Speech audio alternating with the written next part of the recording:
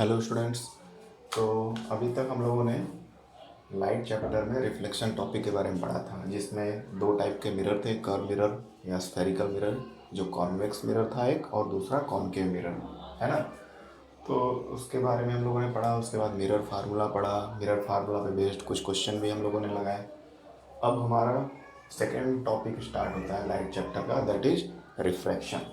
ठीक, तो चलिए देखते हैं रिफ्रैक्शन किस तरह से रिफ्लेक्शन से अलग है ना।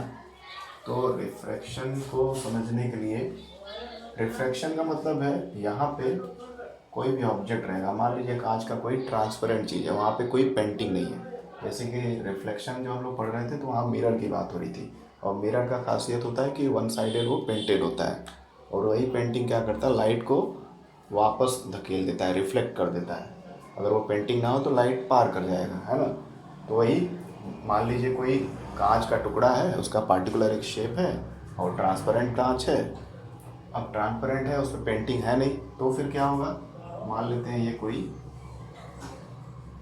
ऑब्जेक्ट है कांच का बना हुआ, थ्री डायमेंशनल क्यूबॉइड शेप मान सकते हैं इसको, है ना। इसको क्यूबॉइड शेप मान सकते हैं आप, क्यूबॉइड शेप मान सकते हैं।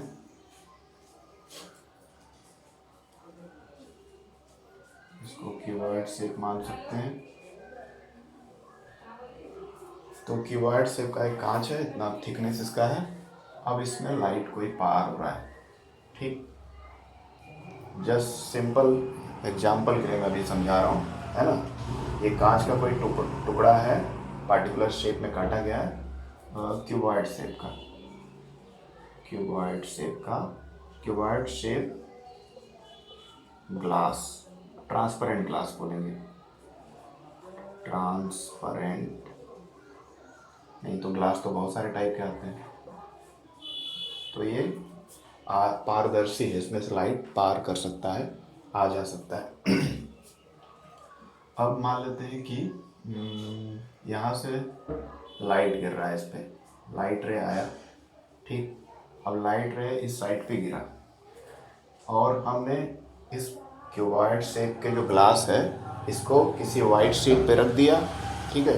वाइट शीट पे रख करके इसका आउटलाइन ड्रॉ कर लिया, ठीक है। एक रेक्टेंगल शेप का बनेगा स्ट्रक्चर, पेंसिल से या पेंसिल ड्रॉ कर लिया, और फिर लाइट रेस इधर से आ रही है, उसको मैंने ड्रॉ कर दिया। अब इसके पैरेलल, इसके परपेंडिकुलर, ठीक ना, इसके आवाज आ रहा है, ठीक है। तो इस हम लोगों ने वाइट शीट पे ये क्यूबॉइडल शेप का कांच का टुकड़ा लिया, उसका आउटलाइन ड्रॉ कर दिया, उसको पेज पे रख करके उसको हम लोगों ने ड्रॉ कर लिया, ठीक। और फिर यहाँ से लाइट रेस आई, इसके परपेंडिकुलर हमने एक नॉर्मल बना दिया, जैसे कि लॉ ऑफ रिफ्लेक्शन पढ़ते समय हम लोगों ने बताया था। तो एक नॉर्मल, एक परपेंडिकुलर लाइन ड्रॉ कर दिया, और उसके अक्रॉस लाइट रे जा रहा है। फिर हम देखते हैं कि यहाँ कोई एंगल होगा, डेफिनेटली एंगल ऑफ इंसिडेंट। ये लाइट रेस इंसिडेंट हो रही है, इस पर स्ट्राइक कर रही है इस कांच के ट्रांसपेरेंट टुकड़े पर, तो एंगल ऑफ इंसिडेंस हो गया। फिर हम लोग क्या देखते हैं, अगर हम लोग लेज़र लाइट वगैरह लेकर इस एक्सपेरिमेंट को करेंगे तो पाएंगे, ये थोड़ा सा नॉर्मल अंदर तक खींच देंगे, तो हम लोग पाएंगे कि ये लाइट रेस बेंड हो जाती है। मतलब बाहर तो ज़्यादा एंगल से गिर रही थी, तो उतने ही एंगल से रिफ्लेक्ट होना चाहिए। रिफ्लेक्शन का अगर लॉ सोचे तो वहाँ पे तो इक्वल रहता है angle of incident, angle of reflection, लेकिन यहाँ पे कुछ और फिनोमेना हो रहा है। उसकी वजह से क्या हो रहा है कि बाहर का जिस एंगल से लाइट रे गिर रहा है उसके सरफेस पे या इंटरफेस पे, अंदर जाते ही लाइट रेस का रास्ता चेंज हो जा रहा है, ठीक है।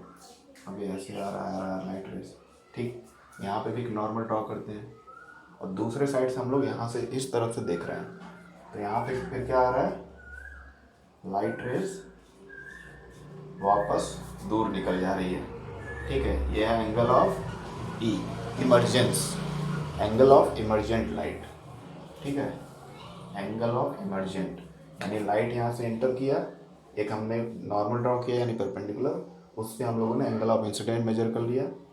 फिर जैसे लाइट इंटर किया इस थिक क्यूबॉइडल शेप के ग्लास में, ये थोड़ा सा बेंड हो गया, है ना, इतने एंगल पे अंदर नहीं गया, थोड़ा सा कम, बहुत कम एंगल हो गया। फिर उसी उसी से स्ट्रेट पाथवे फॉलो किया लाइट, फिर बाहर जैसे ही निकला दूसरे एंड से लाइट, तो वो फिर से उतने एंगल पे निकल गया। जितना एंगल ऑफ इंसिडेंट था उतना ही एंगल ऑफ इमर्जेंस है, एमरजेंट, ठीक है, एमरजेंट लाइट, एमरजेंट रे। एमरजेंट रे का मतलब होता है वो लाइट रे जो निकल रही है, एक तरफ से इंटर की वो इंसिडेंट रे हो गई, और जो दूसरी तरफ से वही लाइट रे निकल रही है वो एमरजेंट रे हो गई, इमर्ज कर रही है, ठीक है। तो इंसिडेंट रे हो गया और एमरजेंट रे हो गया, ओके। अब तो यहाँ पे कुछ अनोखा देखने को मिल रहा है, और वही हमको समझना है। रिफ्लेक्शन से बिल्कुल विपरीत। क्यों? लाइट मान लेते हैं यहाँ पर 30 डिग्री एंगल से इंटर की, और यहाँ पे जो एंगल बन रहा है ये एंगल मान लीजिए 15 डिग्री हो गया, है ना, यहाँ पे 15 हो गया, तो 30 डिग्री एंगल पे इंटर किया और 15 डिग्री हो गया, लाइट का रास्ता चेंज हो गया, लाइट बेंड हो गई, और फिर जब बाहर निकल रहा है तो वापस वो 30 डिग्री दिख रहा है, यानी एंगल ऑफ इमरजेंस जो है वो 30 डिग्री, एंगल ऑफ इंसिडेंट जो है वो 30 डिग्री। मान ले रहे हैं एग्जाम्पल केवल है, एंगल ऑफ ये हमको पता नहीं है, एक्स टर्म मान लेते हैं 15 डिग्री, ठीक। तो 30 डिग्री पे एंटर किया लाइट, फिर अंदर जाते ही लाइट रेस 15 डिग्री पे और कम एंगल से डाइवर्ट हो गया, तो फिर बाहर निकल रहा है तो फिर उतने एंगल से निकल रहा है। तो यहाँ पे जो लाइट अपना रास्ता चेंज कर रहा है, अपना पाथवे चेंज कर रहा है, उसी फिनोमेना को बोलते हैं रिफ्रैक्शन, ठीक है, रिफ्रैक्शन। तो रिफ्रैक्शन का अगर इस एग्जाम्पल की सहायता से मीनिंग समझा जाए तो रिफ्रैक्शन मतलब change in the direction of light when light pass from one medium to another medium, ठीक है। ये क्या मीडियम है? हवा है, एयर है, कुछ भी यहाँ नहीं है, लाइट ऐसे ही आ रही है, एयर के थ्रू आ रही है। तो एयर में लाइट का एक पार्टिकुलर स्पीड होता है, उसी से वो आ रही है और इस एंगल पर टकराई। लेकिन जैसे इंटर की लाइट कहाँ घुस गई? कांच के मोटे से टुकड़े में। अब कांच जो अलग मटेरियल है, एयर अलग मटेरियल है, दोनों के नेचर में फ़र्क है। तो उसी वजह से क्या हुआ कि कांच में आने पर ही लाइट का रास्ता बदल गया, ठीक है। तो एक मीडियम से जब दूसरे मीडियम में लाइट ट्रेवल करती है, पास करती है, तो अपना डायरेक्शन चेंज कर देती है, या फिर इसको दूसरे शब्दों में बुक्स में लिखा रहता है bending of light. Light bend हो गई, मुड़ गई, है ना, उसने अपना पाथवे चेंज कर लिया। ऐसे तो उसको सीधे निकलना चाहिए था, है ना, अगर ट्रांसपेरेंट चीज़ है तो लाइट रेस को तो ऐसे सीधे निकलना चाहिए था, लेकिन वो टेढ़ी हो गई। टेढ़ी क्यों हो गई? क्योंकि मटेरियल चेंज हुआ है। बाहर एयर था, यहाँ पे हमारा एयर है, हवा से लाइट जा रहा है, मतलब हमने कोई लेजर लाइट पकड़ा है और ये क्यूब या क्यूबॉइडल शेप का ग्लास है, बीच में कुछ नहीं है, केवल हवा ही है मीडियम। तो वहाँ से लाइट आया, एयर के थ्रू आया, और फिर जैसे इसमें इंटर किया कांच के मोटे टुकड़े में, तो वो बेंड हो गया। तो इसी बेंडिंग को हम लोग, या इसी change in direction of light को ही हम लोग रिफ्रैक्शन बोलते हैं। जिसको लिख लेते हैं रिफ्रैक्शन। रिफ्रैक्शन मीन्स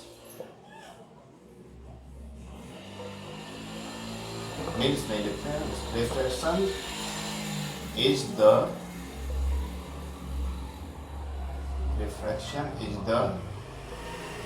बहुत ज़्यादा गाड़ियाँ आ रही हैं, आवाज़ आ रहा है। Refraction is the change in direction of light when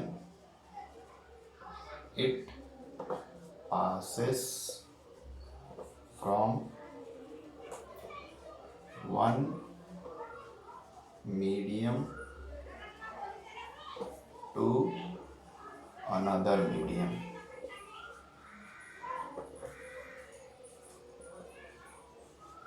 ठीक है। तो रिफ्रैक्शन का क्या मतलब है? जब लाइट अपना डायरेक्शन चेंज कर दे, जब वो एक मीडियम से दूसरे मीडियम में जा रही है। मीडियम कहने का अर्थ है एक तरह के मटेरियल से होकर दूसरे मटेरियल के थ्रू जा रही है। माध्यम क्या है ना, जैसे जनरली लाइट क्या होता है, जैसे बोर्ड पे लाइट कहाँ से आ रहा है? एयर के थ्रू आ रहा है, और बीच में कुछ चीज़ है नहीं, एयर यानी गैसेस का मिक्सचर। तो एयर के थ्रू यहाँ लाइट मेरे बोर्ड पर पड़ रहा है, आप बोर्ड को देख पा रहे हैं। सिमिलरली यहाँ पे भी वही चीज़ हो रहा है कि लेजर लाइट या कोई भी लाइट का सोर्स है वो कहाँ से आ रहा है, एयर के थ्रू आ रहा है, तो उसका पार्टिकुलर एंगल है। लेकिन जैसे ही मटेरियल चेंज हुआ, हवा से ये सॉलिड कांच का टुकड़ा आ गया, तो यहाँ पे मटेरियल मीडियम चेंज हो गया। मीडियम चेंज होते ही लाइट का डायरेक्शन भी चेंज हो गया। इसको सीधा निकलना चाहिए था लेकिन टेढ़ा हो गया लाइट रे। तो ये हुआ चेंज इन द मीडियम के कारण। मीडियम चेंज हुआ, वस्तु चेंज हुआ, इस वजह से लाइट का बिहेवियर भी चेंज हुआ और लाइट स्ट्रेट पाथवे ना फॉलो करके बेंड हो गया, मुड़ गया। ठीक है, तो इसी प्रोसेस को, इसी फिनोमेना को रिफ्रैक्शन बोलते हैं। ठीक, तो वही हम लोग चीज़ें जनरली हम लोग ये मान के चलते हैं, कोई ट्रांसपेरेंट ग्लास है तो लाइट सीधे निकल जाएगी, है ना। तो सीधे निकल जाएगी, वो डिपेंड करता है कि वो थिकनेस कितना है उसका, या फिर टेढ़ी निकलेगी। अधिकतर उसमें लाइट में बेंडिंग होगी, है ना, बेंडिंग ही होगी। लाइट अपना डायरेक्शन चेंज करेगी, क्योंकि हवा में लाइट का स्पीड कुछ और होता है और बाकी मीडियम में लाइट का स्पीड कुछ और होता है। हर जगह लाइट का स्पीड एक जैसा नहीं होता है। लाइट का स्पीड चेंज हो रहा है सॉलिड मटेरियल पे जाने पे, इसलिए वो डायरेक्शन भी चेंज कर रही है। वापस जब लाइट बाहर निकल रही है तो फिर से लाइट उसी स्पीड में आ रही है जिस स्पीड में वो एयर में थी, और इसीलिए सेम एंगल से लाइट रे निकल रही है, जिसको इमर्जेंट रे बोलते हैं। ठीक, तो ओवरऑल रिफ्रैक्शन का हमको सिंपल सा भी मतलब पता चला है कि reflection is the change in the direction of light rays. Rays भी ले सकते हैं, लाइट रेज। ठीक है, change in the direction of light rays when it passes from one medium to another medium. जब एक मीडियम से दूसरे मीडियम में लाइट रेज पास करता है तो अपना डायरेक्शन चेंज कर देता है। उसी फिनोमेना को रिफ्रैक्शन बोलते हैं। For example this case. ठीक है, ये हो गया रिफ्रैक्शन। अब थोड़ा सा इसके बारे में जान लेते हैं कि ये क्यों डायरेक्शन चेंज हो रहा है। तो उसके लिए कुछ टर्म्स आ रहे हैं। स्पीड ऑफ लाइट, सबसे बड़ा फैक्टर पढ़ लेते हैं पहले। स्पीड ऑफ लाइट, जो डायरेक्शन लाइट चेंज कर रहा है वो ऐसा क्यों हो रहा है। तो सबसे बड़ा चीज़ जो है स्पीड ऑफ लाइट। लाइट की जो स्पीड है अलग अलग मीडियम में अलग अलग होती है। जैसे कि लाइट की speed of light in air बात करें तो कितना होता है 3.0 इंटू 10⁸ मीटर पर सेकेंड। ठीक है, स्पीड ऑफ लाइट। और बाकी जो मीडियम होता है जैसे ग्लास हो गया, अभी कांच का हम लोग बात कर रहे थे ट्रांसपेरेंट ग्लास, उसमें कुछ और होता है।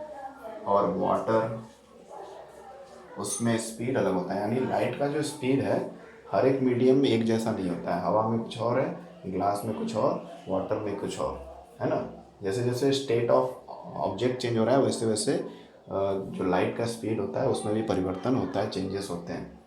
और जैसा कि पिछले साल केमिस्ट्री के पहले चैप्टर में हम लोग पढ़े थे मैटर में कि ये हमारा ग्लास क्या है, सॉलिड है ना। तो सॉलिड ऑब्जेक्ट हो गया, ये लिक्विड हो गया हमारा वाटर, और एयर हमारा गैस, है ना। तो थ्री स्टेट्स ऑफ ऑब्जेक्ट है, मैटर है। 3 स्टेट्स ऑफ मैटर है ये, सॉलिड लिक्विड गैस। और तीनों का नेचर अलग अलग होता है। सॉलिड में क्या होता है, पार्टिकल बहुत पास पास में होते हैं, है ना। गैस लिक्विड में थोड़े से दूर होते हैं, थोड़े दूर, और गैस में बहुत ज़्यादा दूर होते हैं। तो गैस या एयर में स्पेस मिलता है, एयर के मॉलिक्यूल दूर दूर होते हैं, तो लाइट जो है उसकी स्पीड पे कोई फ़र्क नहीं पड़ता है, वो अपने नॉर्मल स्पीड से आती है।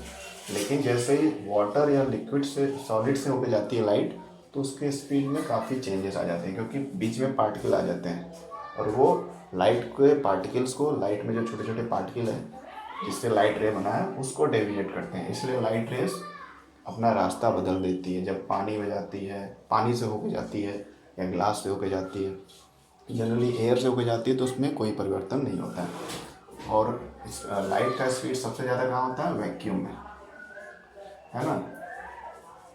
वैक्यूम में सबसे ज़्यादा क्या होता है। वैक्यूम का मतलब होता है ऐसा जगह, ऐसा स्पेस जहाँ कोई भी मटेरियल ना हो। जैसे कि एयर की बात हम लोग करते हैं तो एयर में तो बहुत सारे पार्टिकल आते हैं, डस्ट पार्टिकल एट्सेट्रा जो एयर में उड़ते रहते हैं। उसके उन छोटे पार्टिकल के होने के बावजूद एयर में जो लाइट का स्पीड होता है इतना होता है। और वैक्यूम में बहुत हाई स्पीड रहता है, सबसे हाईएस्ट स्पीड लाइट का वैक्यूम होता है, और उसी के इक्विवेलेंट एयर में भी होता है, क्योंकि जो छोटे पार्टिकल इसमें उड़ते रहते हैं उससे कुछ खास फर्क नहीं पड़ता है स्पीड ऑफ लाइट पे। बट जब मटेरियल चेंज होता है, सॉलिड आ जाता है, लिक्विड आ जाता है, तब स्पीड का जो लाइट का स्पीड है वो और भी चेंज होता है। ठीक है, तो स्पीड ऑफ लाइट हमारा 3 × 10⁸ मीटर पर सेकेंड है। ये सभी कंडीशन में नहीं है, ये केवल एयर की बात की जा रही है, एयर या वैक्यूम। एयर या वैक्यूम में, है ना, एयर या वैक्यूम में स्पीड ऑफ लाइट यही है। लिक्विड और सॉलिड स्टेट में स्पीड ऑफ लाइट डिफर करती है, चेंज हो जाती है, ये नहीं रहती है वैल्यू। ठीक, तो इस लाइट के स्पीड के चेंज होने की वजह से वो लाइट का बेंडिंग होता है और इसी वजह से रिफ्रैक्शन होता है। दूसरा क्या है फैक्टर, अब ये लाइट का स्पीड चेंज हो रहा है, तो लाइट तो एक ही है, लाइट का सोर्स तो यही है, सन से आ रहा है, जहाँ से आ रहा है, और लाइट की स्पीड एक निश्चित है एयर में, तो आखिर वो ग्लास में जाने पे चेंज क्यों हो रहा है, ये क्वेश्चन उठता है ना। तो उसके लिए दूसरा जो रिस्पॉन्सिबल फैक्टर है वो क्या है, डेंसिटी। डेंसिटी डेंसिटी क्या होता है, डेंसिटी मतलब it is the mass of object in unit volume. ठीक है, सिंपल सी भाषा में कह सकते हैं मास अपॉन वॉल्यूम। ठीक, it is known as density. Density is equal to mass upon volume.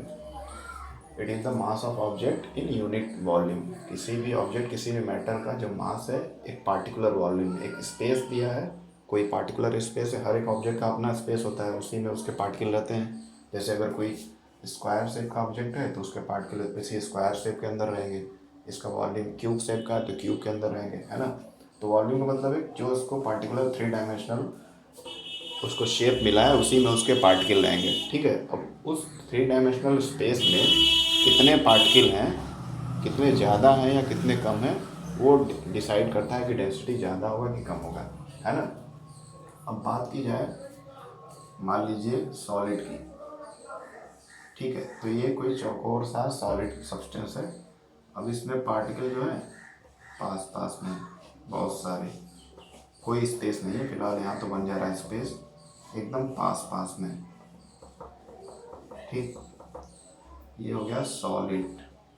Example के लिए ग्लास लिख देते हैं, ट्रांसपेरेंट ग्लास।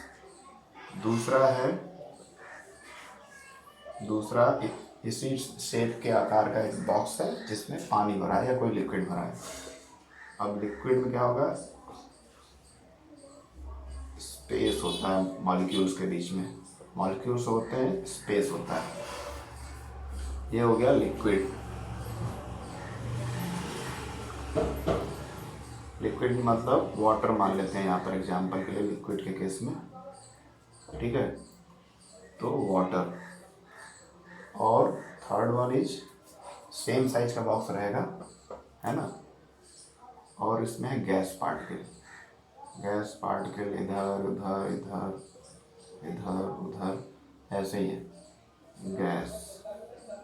गैस का के एग्जाम्पल ले लेते हैं एयर, जो हमारा है हमारे चारों तरफ एयर। ठीक, तो अब ये 3 चीज़ें आप देखकर क्लियर बता सकते हैं कि किसका डेंसिटी ज़्यादा होगा। डेंसिटी उसी का ज़्यादा होता है जो गिवन स्पेस में, गिवन 3 डायमेंशनल वॉल्यूम में जिसके पार्टिकल ज़्यादा रहें।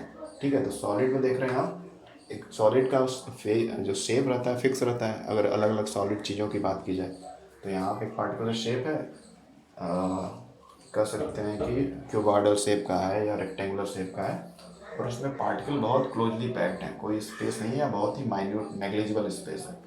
ठीक है, तो एक पार्टिकुलर वॉल्यूम में तीनों का वॉल्यूम सेम है, यानी तीनों का जो स्पेस है सेम है, शेप सेम है, लेंथ ब्रेथ हाइट सब सेम है, लेकिन इसमें पार्टिकल का साइज, पार्टिकल का जो संख्या है, नंबर ऑफ पार्टिकल्स इसमें ज़्यादा है, इसमें इससे थोड़े कम है, और इसमें बहुत ज़्यादा कम है।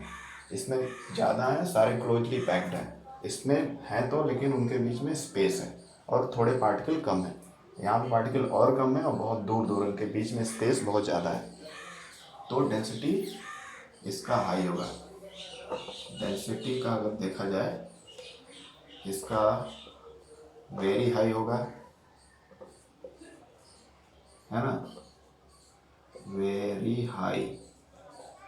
फिर इसका मॉडरेट, मॉडरेट मतलब एवरेज, बहुत कम नहीं फिर भी रहेगा, और लीस्ट। ठीक है, तो very high, moderate, least density की अगर बात की जाए। ठीक, डेंसिटी उस चीज़ की ज़्यादा होती है जिसमें पार्टिकुलर वॉल्यूम में या पार्टिकुलर स्पेस में नंबर ऑफ पार्टिकल्स ज़्यादा हों। ठीक है, मास अपॉन वॉल्यूम, यानी पार्टिकल ज़्यादा रहेंगे तो मास ज़्यादा रहेगा।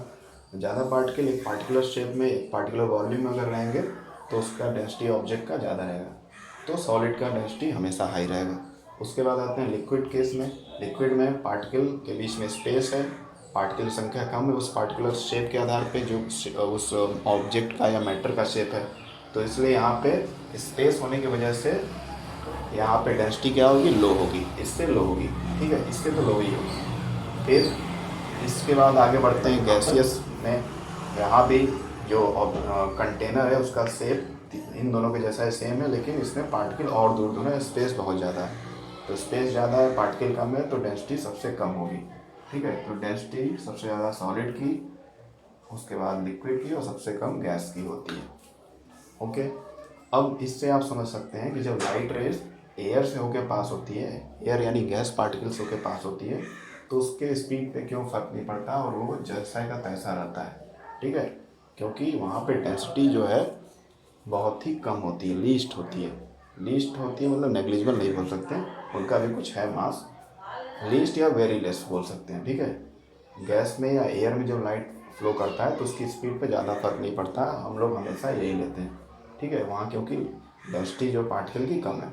अगर लेकिन सॉलिड से किसी से पार कराते हैं जो ट्रांसपेरेंट है, जैसे कांच का टुकड़ा है ना, तो वहाँ पर लाइट रेस जाएंगी तो और पार भी करेंगे उससे, लेकिन उसका रास्ता चेंज रहेगा। रास्ता इसलिए चेंज रहेगा क्योंकि जो पार्टिकल हैं ये उसको मतलब उस स्पीड से फ्लो नहीं करने देंगे। लाइट जिस स्पीड से जाना चाहता है, अगर इसी स्पीड से लाइट चले तो जिस रास्ते में जा रहा है उसी रास्ते से निकलेगा, उसमें कोई डेविएशन नहीं होगा। लेकिन यहाँ पे पार्टिकल इतने क्लोजली पैक्ड है कि लाइट को सीधे जाने नहीं दे रहे हैं, तो लाइट ऐसा जा रहा था थोड़ा सा ऐसे हो जाएगा, बेंड हो जाएगा, है ना। तो बेंडिंग क्यों होता है, because of the large density और high density of the given particle और गिवन सब्सटेंस।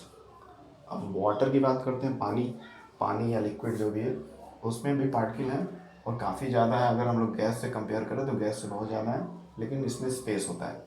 तो इसलिए अगर हम लोग लाइट रेस के बेंडिंग का देखें तो लाइट रेस कम बेंड होंगी एज कम्पेयर टू सॉलिड के, है ना। अगर कांच से लाइट रेस पास हो रही है कांच के थ्रू, तो उसमें लाइट रेस बहुत ज़्यादा बेंड हो जाएगी, बहुत ज़्यादा एंगल से बहुत कम एंगल पे मतलब बनाएगी, रिफ्रैक्शन होगी। लेकिन लिक्विड से पास होगी लाइट रेस तो थोड़ा ज़्यादा एंगल से बेंड होगी। ठीक, और इसमें तो बहुत ज़्यादा एंगल से निकल जाएगी सीधे। ठीक है, इसमें लाइट रे पार हो जाएगी, कोई भी इसमें फ़र्क नहीं पड़ेगा। क्लियर। अच्छा, अब ये डेंसिटी जो है, डेंसिटी तो कॉमन टर्म है सभी चीज़ों के लिए। हम लोग जब ऑप्टिक्स या लाइट के बारे में संबंधित बातें करते हैं तो वहाँ पे डेंसिटी के पहले एक टर्म लग जाता है ऑप्टिकल डेंसिटी। ठीक है, ऑप्टिकल डेंसिटी। ऑप्टिकल डेंसिटी का कहने का अर्थ यह है कि ऐसी चीज़ें जो लाइट को पास होने में हेल्प करें उनकी पार्टिकुलर डेंसिटी क्या है उसके बारे में बात करें। तो यहाँ पे जैसे एग्जांपल के लिए इसमें मैंने ग्लास लिया था, कांच, ट्रांसपेरेंट कांच, वो सॉलिड स्टेट होता है, उसके पार्टिकल क्लोज रहेंगे और उसकी ऑप्टिकल डेंसिटी क्या होगी, बहुत हाई होगी। इसलिए लाइट इसमें ज़्यादा बेंड हो जाती है, ज़्यादा मुड़ जाती है, डायरेक्शन बहुत ज़्यादा चेंज होता है। फिर उसके आगे बढ़ें, ऑप्टिकल डेंसिटी लिक्विड की क्या होगी, सॉलिड से काफ़ी कम होगी और इसमें लाइट रेस उतने ज़्यादा मतलब चेंज नहीं करते हैं, डायरेक्शन को हल्का सा चेंज करते हैं, है ना, क्योंकि इसमें पार्टिकल कम है, स्पेस ज़्यादा है, तो लेस बेंडिंग होता है। लाइट रेस कम डायरेक्शन से मूव करती हैं, चेंज करती हैं अपने डायरेक्शन को। ऑप्टिकल डेंसिटी अगर गैस या एयर की बात करें तो यहाँ पे बहुत ही मतलब नेग्लिजिबल प्रभाव पड़ता है, क्योंकि पार्टिकल बहुत दूर दूर होते हैं, बहुत ही कम पार्टिकल होते हैं गिवन स्पेस में।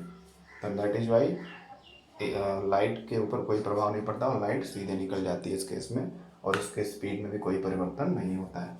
ठीक, तो यही चीज़ हमको जानना है। Optical density, optical density means is the number of particle और mass of the particle present in a particular volume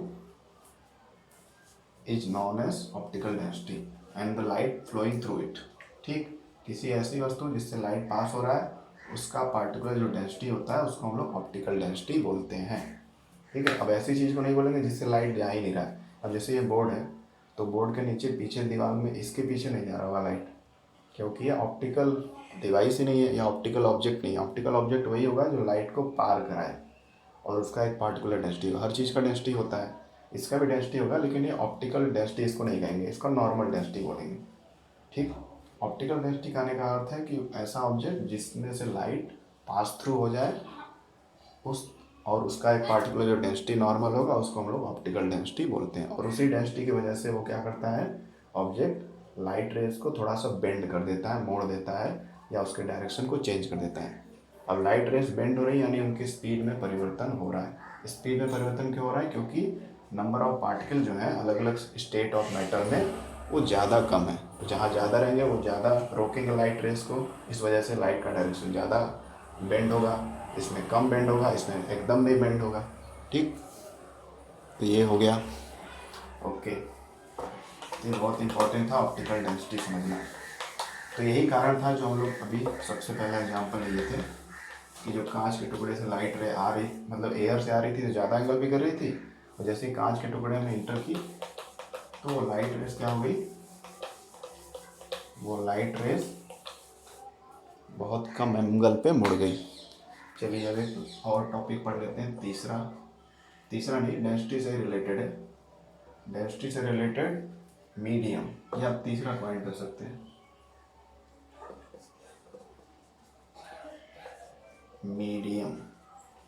medium यानी जो भी हमारा मीडियम है जिसके थ्रू, माध्यम जहाँ से लाइट आ रहा है, मतलब लाइट को आने के लिए कुछ तो रास्ता मिलेगा। जैसे मुझे लिखने के लिए पेन चाहिए, पेन एक मीडियम है यहाँ पे लिखने का, उसी तरह से लाइट को ट्रेवल करने के लिए भी कोई माध्यम चाहिए। तो ये एयर हो गया माध्यम, सॉलिड चीज़ हो गया, लिक्विड चीज़ हो गया जहाँ से लाइट पार कर रहा है। तो मीडियम के बेसिस पे और डेंसिटी को उसमें ध्यान में देते हुए दो तरह के हमारे मीडियम होते हैं। ऑप्टिकल डेंसिटी को ध्यान में देंगे तो दो तरह के मीडियम होते हैं। एक होता है रेयरर मीडियम और एक होता है डेंसर मीडियम। डेंसर मीडियम, ठीक है, रेयरर मीडियम और डेंसर मीडियम। रेयरर मीडियम का मतलब है low optical density, optical density low density, और डेंसर मीडियम मतलब high optical density, high optical density. ठीक, लो ऑप्टिकल डेंसिटी और हाई ऑप्टिकल डेंसिटी। रेयरर का मतलब ऐसा माध्यम जैसे कि हवा, जिसमें ऑप्टिकल डेंसिटी या जो पार्टिकल की संख्या बहुत कम है और आसानी से लाइट ट्रेवल कर जा रहा है, उसको रेयरर मीडियम बोलेंगे, जैसे कि हवा, एयर। डेंसर मीडियम जिसमें पार्टिकल बहुत ज़्यादा है गिवन स्पेस में और उस वजह से लाइट को अपना रास्ता चेंज करना पड़ रहा है because of the large number of particles. तो वहाँ पे ऑप्टिकल डेंसिटी क्या है, हाई। फॉर एग्जांपल ग्लास या कांच या जो हम लोग लेंस यूज करते हैं उसमें भी लाइट का डायरेक्शन क्या होता है, चेंज होता है। तो ये डेंसर मीडियम हमारा ग्लास को ही हो गया। रेयरर मीडियम के लिए एग्जाम्पल के रूप में हम लोग एयर लिख सकते हैं। तो ये हमारा एयर होगा रेयरर मीडियम, और एक एग्जाम्पल के लिए, और यहाँ पे होगा ग्लास, कांच का ग्लास जो ट्रांसपेरेंट मीडियम का काम कर रहा है। ठीक है, तो यहाँ तक हम लोग समझ गए। ओके, बाकी चीज़ें हम लोग नेक्स्ट वीडियो में पढ़ेंगे। अभी लगता है टाइम ओवर हो रहा है इसका।